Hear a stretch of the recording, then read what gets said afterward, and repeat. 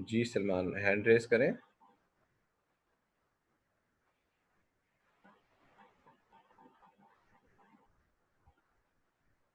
जी। हम्म, जी Salman, question पूछें। जी sir, ये मैंने पूछना जो अनअब्सॉर्ब डेप्रिसिएशन इसकी वैल्यू 250,000 नहीं होगी? कितनी थी ये पहले? 2 लाख थी। हाँ 2 लाख तो, थी और हाँ वो ठीक है, 2,50,000 हो गए। ऐसे बस यही पूछना था सर। करेक्ट हो गया।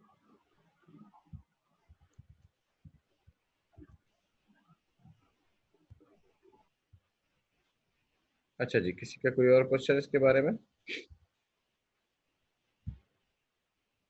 ओके। अच्छा,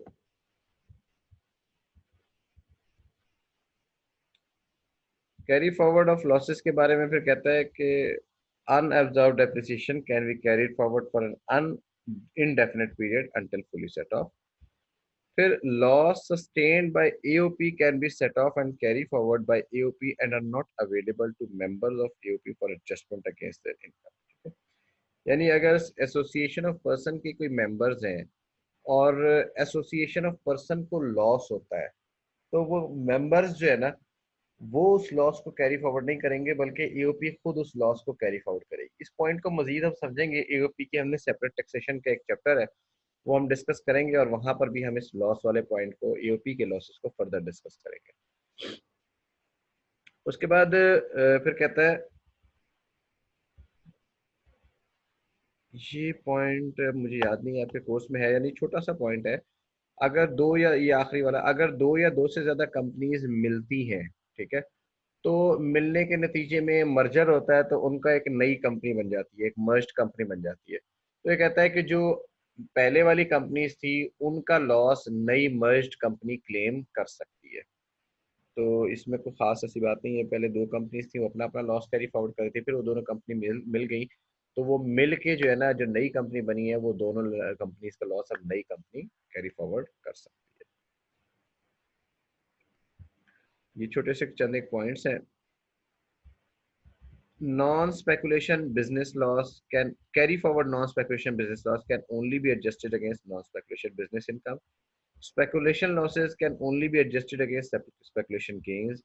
Capital losses can only be adjusted against capital gains. Unabsorbed depreciation can be adjusted against business income only. ये पहले किसी भी इनकम के अगेंस्ट एडजस्ट हो सकती थी, अब इसके ऊपर भी लिमिट लगा दी और ये सिर्फ और सिर्फ बिजनेस इनकम के अगेंस्ट एडजस्ट हो सकती है। ये मैंने आपको वैसे दूसरी स्लाइड में ऑलरेडी बता दी है।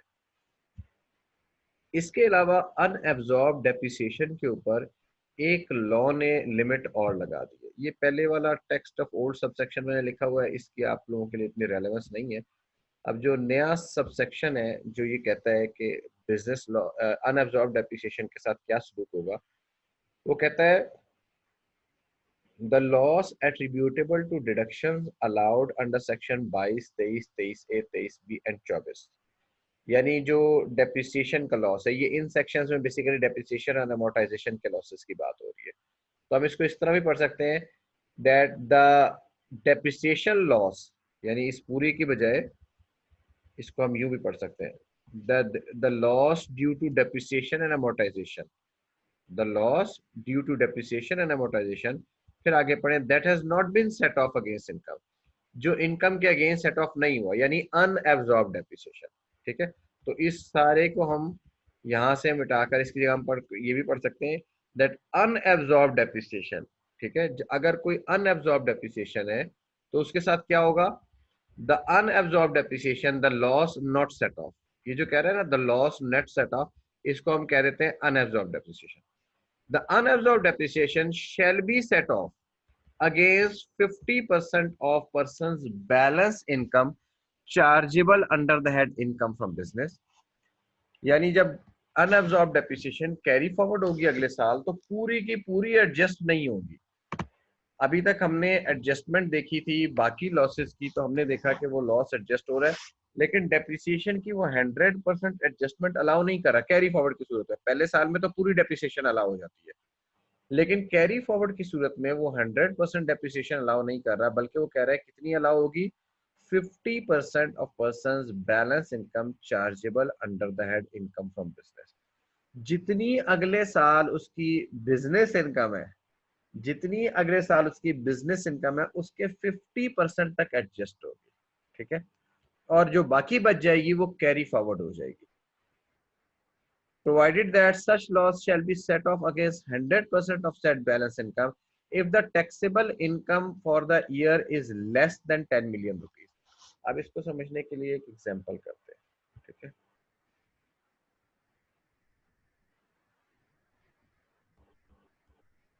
पहले वाली एग्जांपल,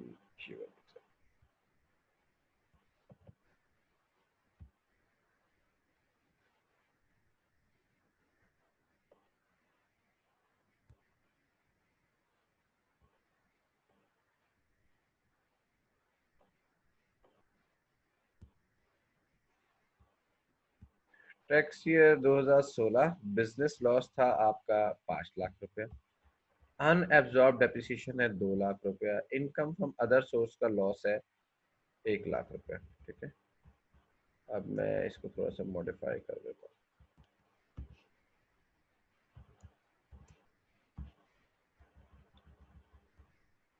इसमें मैं कहता हूँ कि आपके पास बिजनेस लॉस कोई नहीं है, इनका फायदा सोर्स का लॉस करो। अगले साल आपके पास बिजनेस इनकम, ठीक है, और इसको जरा मिलियंस में कर लेते हैं फिगर, क्योंकि ज़्यादा लेनी है हमने। तो ये है 2 मिलियन कर लेते हैं। बिजनेस इनकम आपके पास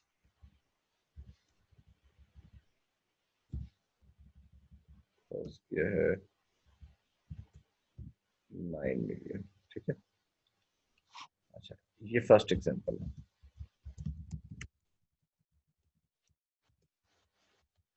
पहले तो हम ये जो इसने प्रोविजन डाली थी ना, पहले मैं उसकी बात कर लेता हूँ। ये कहता है नीचे जो आखिरी बुलेट है, provided that such loss shall be set off against 100% of balance income if the taxable income for the year is less than 10 million rupees. अब ये जो एग्जांपल है, फर्स्ट एग्जांपल, इसमें हमारे पास जो बिजनेस इनकम है वो 9 मिलियन है, यानी 10 मिलियन से कम है। तो इसमें क्या होगा, net business adjust unabsorbed depreciation, पूरी की पूरी अनएब्जॉर्ब डेप्रिसिएशन एडजस्ट हो जाएगी, और टैक्सेबल इनकम हमारे पास क्या रह जाएगी, 7 मिलियन रुपए। तो ये तो सादा ट्रीटमेंट है। ठीक है, अच्छा, एग्जाम्पल 2 करते हैं।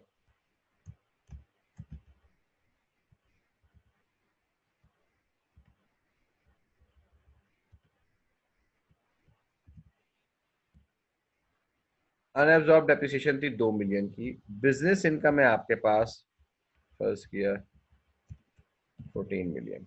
Now it is more than 10 million, it is more than 10 million. अब इस सूरत में लॉ क्या कहता है, इस सूरत में लॉ ये कहता है, अब इसको मैं थोड़ा सा अल्फाज मॉडिफाई कर रहा हूँ। ठीक है, इन अल्फाज को मैं कॉपी करके ना यहाँ से आपके लिए आसान लैंग्वेज थोड़ी सी करता हूँ इसकी, sorry.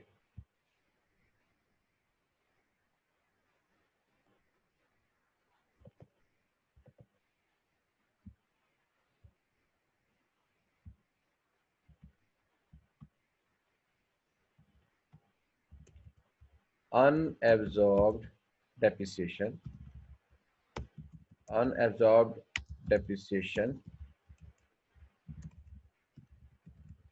shall be set off against 50% of person's balance income chargeable under the head income from business। यानी मैं इसको after setting off of loss under subsection 1 in the following tax year and so on until completely set off। ठीक है, तो example 2 में अब मैं यहाँ पर मेरे पास इनकम कितनी है,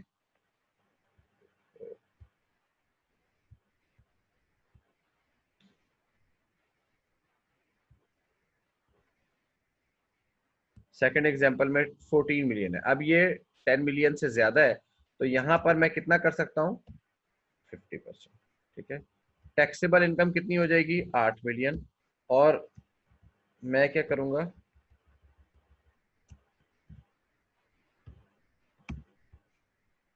unabsorbed depreciation of rupees 1 million is carried forward to tax year 2018 and so on until adjust। इसको हम कैरी फॉरवर्ड करेंगे। अब 2 मिलियन में से मेरे पास आई तो थी 2 मिलियन की, एडजस्ट हुई है सिर्फ 1 मिलियन की। तो इसको मैं कैरी फॉरवर्ड करता रहूंगा और कैरी फॉरवर्ड करके इसको एडजस्ट करूंगा जब तक कि ये 100% एडजस्ट नहीं हो जाती। ठीक है, ये बात सबको समझ में आई है कि डेप्रिसिएशन की कैरी फॉरवर्ड के ऊपर फर्दर लिमिट क्या है। इसको मैं उस चार्ट में भी ऐड कर देता हूँ।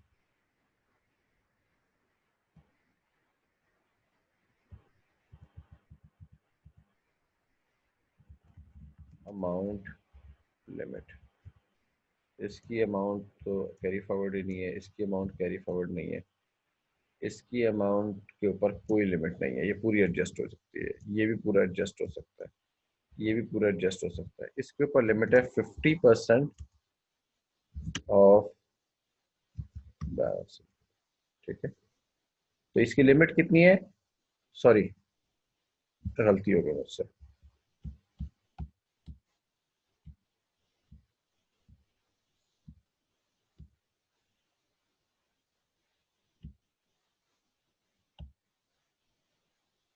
ये अनएब्जॉर्ब डेप्रिसिएशन की एडजस्टमेंट होनी थी up to 50% of business income.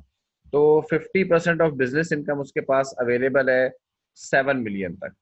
तो ये 2 मिलियन पूरा एडजस्ट हो सकता था। इसकी एग्जांपल मैंने गलत बना दी, सॉरी, मैं इसको मॉडिफाई करता हूँ। इसको करते हैं, हमारे पास अनएब्जॉर्ब डेप्रिसिएशन है से, मैंने अनएब्जॉर्ब डेप्रिसिएशन का 50% ले लिया जबकि बिजनेस इनकम का 50% लेना था। मैं एग्जांपल को रिपीट कर रहा हूँ। पहला साल है, मेरे पास अनएब्जॉर्ब डेप्रिसिएशन है 12 मिलियन की, बिजनेस इनकम है 9 मिलियन की। तो मैं पूरी की पूरी अनएब्जॉर्ब डेप्रिसिएशन एडजस्ट कर सकता हूँ और जो रिमेनिंग अनएब्जॉर्ब डेप्रिसिएशन होगी वो मेरी कैरी फॉरवर्ड हो जाएगी। ठीक है,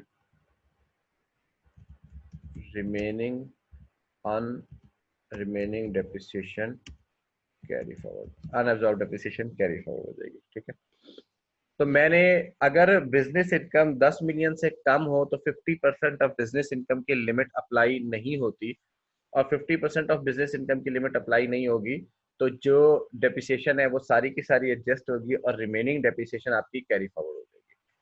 सेकंड एग्जांपल में, सेकंड एग्जांपल अनअब्जॉर्ब डेप्रिसिएशन है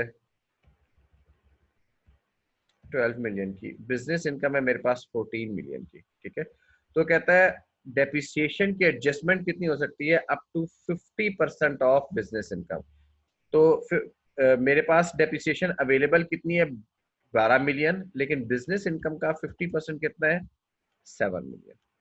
तो टैक्सेबल इनकम जो मेरे पास आएगी वो 7 मिलियन आएगी और अनएब्जॉर्ब डेप्रिसिएशन 12 में से 5 मिलियन की, 7 मिलियन की एडजस्ट हो गई और बाकी 5 मिलियन की कैरी फॉरवर्ड हो जाएगी टैक्स ईयर 2018 में, and so on until it is adjusted. I am sorry, मैं 50% ऑफ बिजनेस इनकम की बजाय इसको 50% ऑफ डेप्रिसिएशन पे कैलकुलेट कर दिया था, विच वाज एन एरर। तो इसलिए मैंने इसको एग्जांपल को दोबारा रिपीट कर दिया। तो डेप्रिसिएशन के ऊपर अमाउंट की लिमिट है और अमाउंट की लिमिट ये है कि depreciation is can be adjusted, unabsorbed depreciation जब पहला साल है तो पहले साल में तो डेप्रिसिएशन फुली एडजस्ट हो जाती है, बाकी इनकम के अगेंस्ट अगर बच जाती है तो कैरी फॉरवर्ड हो जाती है। लेकिन अगले साल उसके ऊपर लिमिट है और लिमिट है 50% ऑफ बैलेंस इनकम। ठीक है, 50% ऑफ बैलेंस इनकम या बिजनेस इनकम, और 50% ऑफ बिजनेस इनकम के अगेंस्ट एडजस्ट होगी। तो यहाँ पर हमारे पास 50% ऑफ बिजनेस इनकम कितनी आ गई, 14 मिलियन की बिजनेस इनकम थी, तो उसका 50% था 7 मिलियन। तो मेरे पास कैरी फॉरवर्ड कितनी थी, अनअब्जॉर्ब्ड डेप्रिसिएशन 12 मिलियन थी। तो 12 मिलियन में से 7 मिलियन एडजस्ट किए और 5 मिलियन मैंने कैरी फॉरवर्ड कर दी। एक छोटी सी एडजस्टमेंट इसमें अभी और आनी है, यहाँ तक बात सबको समझ में आ गई है तो मुझे बताएं, फिर मैं आपको अगली छोटी सी एग्जांपल एक्सप्लेन करता हूँ। यहाँ तक क्लियर है सबको? कोई क्वेश्चन तो नहीं है? ओके। अब एक इस एग्जांपल को मॉडिफाई करता हूँ कि मेरे पास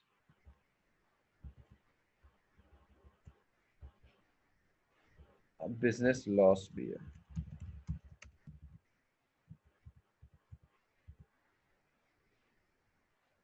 बिजनेस लॉस है मेरे पास, फर्स्ट किया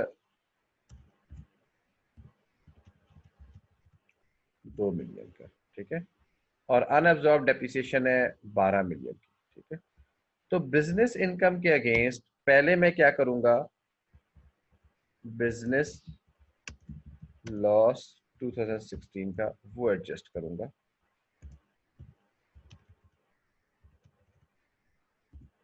उसके बाद जो मेरे पास बैलेंस इनकम आएगी वो कितनी है, 12 मिलियन।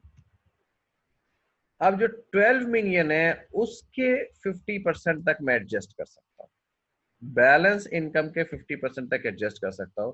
तो यहां पर मैं कितनी डेप्रिसिएशन एडजस्ट करूंगा, 6 मिलियन की डेप्रिसिएशन मैं एडजस्ट करूंगा। टैक्सेबल इनकम मेरे पास 6 मिलियन आ जाएगी, और unabsorb depreciation of 6 million is carry forward to tax year 2018 and so on. तो अगर मेरे पास बिजनेस लॉस भी कोई कैरी फॉरवर्ड होके आ रहा हो तो पहले मैं उस बिजनेस लॉस को एडजस्ट करूंगा। उसके बाद जो मेरे पास बैलेंस इनकम आएगी उस बैलेंस इनकम के 50% तक मैं अनअब्जॉर्ब डेप्रिसिएशन को एडजस्ट कर सकता हूँ, और बाकी इनकम के ऊपर मुझे टैक्स देना है, जबकि अनअब्जॉर्ब डेप्रिसिएशन फिर फर्दर कैरी फॉरवर्ड हो जाएगी। ये बात सबको समझ में आई है? ये समझे के थर्ड एग्जाम्पल, ये पॉइंट क्लियर है सबको? क्वेश्चन तो नहीं है? ओके जी। तो फिर इंशाल्लाह ताला हमारी मुलाकात होगी कल नेक्स्ट क्लास में, और ये सेट ऑफ अब आपके पास लॉसेस मुकम्मल हो गए। ये स्लाइड आपके लिए नहीं है, ये ज़रा मॉड्यूल एफ के लिए थोड़ी सी मैंने ज़्यादा डिटेल्ड और वर्कड एग्जांपल की हुई है, ये इसको बेशक आप लोग रहने दें। फिर ये 56 से ये भी आपके रेलेवेंट नहीं है, हाँ रेलेवेंट तो है लेकिन इतना मुश्किल नहीं है, इसको एक नज़र देख लीजिएगा, इसमें कोई बात आपने पूछनी है। ग्रुप टैक्सेशन और ग्रुप रिलीफ आपके कोर्स का हिस्सा नहीं है। डिडक्टेबल अलाउंसेस मैं आपको पहले ही बता चुका हूँ कि ज़कात, WWF, WPPF, profit and debt on individual और चिल्ड्रन एजुकेशन एक्सपेंसेस, ये आपके मैं आपको पहले पढ़ा चुका हूँ। तो मैं आपके लिए स्लाइड्स थोड़ी सी ये मॉडिफाई करके इसमें से जो बिजनेस इनकम जो आपसे रेलेवेंट नहीं है उसको निकाल के तो बाकी स्लाइड्स इंशाल्लाह ताला अपलोड कर दूंगा। किसी का कोई क्वेश्चन है तो पूछ लें। कोई क्वेश्चन नहीं है? ओके, कल इंशाल्लाह ताला मुलाकात होगी। Thank you very much. अल्लाह हाफिज़।